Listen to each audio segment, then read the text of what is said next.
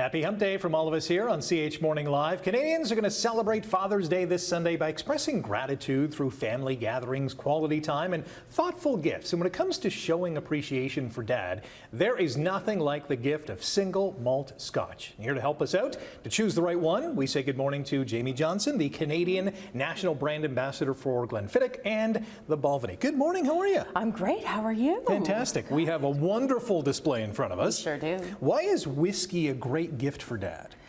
I think it's so whenever I think about giving someone a beautiful bottle, I kind of think about it almost as an experience as well, because not only is it something that you can sort of sit and enjoy, but you can share it. You can do build a cocktail hour around it. You can, so it's so much more than just this bottle in front of you. It can be, you know, a celebration, family, friends sort of thing. So that's why I think it works. There's a lot of hard work that goes into making a single scotch.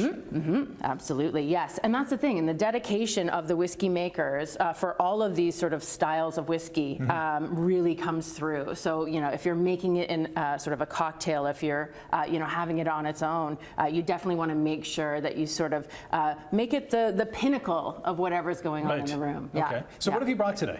So I have a couple different styles and from different places. So we've got some single malt here. I've got one from Glenfiddich, classic name, you know, family owned, 1887. This is our bourbon barrel reserve. So this is the one that's got a little bit sort of a single malt with like almost like a zesty kick. Like it's got some sort of pepper notes. It's got nice sweetness to it. That one is great on its own.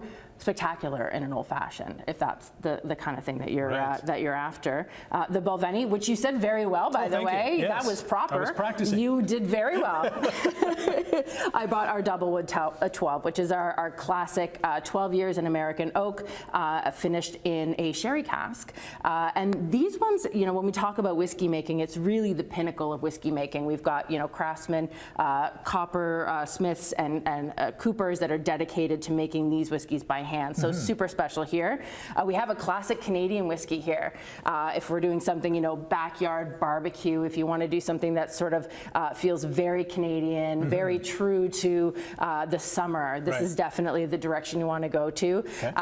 And then we've got our sort of classic blended scotch. Super approachable, great for cocktails, and just great for sort of anyone sort of getting into the whiskey world. They're really, really good sort of entry point here, and that's our Grant's Triple Wood here. So why is that a good entry point? Is it more subtle than the other ones? Absolutely. So the flavor profile itself sort of tends to the sweeter side, a little more bright, a little more subtle, and then you sort of, but with, it still maintains a lot of complexity, which I think is really neat. So you can kind of sit with it a little bit, and then, you know, my whole thing is just keep trying all the different styles. There's definitely, you know, if you're just getting into it, if anyone's just getting into it, definitely trying and finding your whiskey for sure. What's the difference between single malt and blended? Excellent question. So we've got two single malts here, one from Glenfiddich, one from Balvenie. So basically what happens is we're using 100% malted barley from one distillery. So Glenfiddich is making everything on site. They're doing everything at the Glenfiddich distillery. Same with Balvenie. When we talk about blends, we're actually taking liquids from different distilleries and putting it together under one sort of name. So it's a little bit different of a process, but definitely in terms of, you know, quality and craftsmanship, you've got the sort of same level here.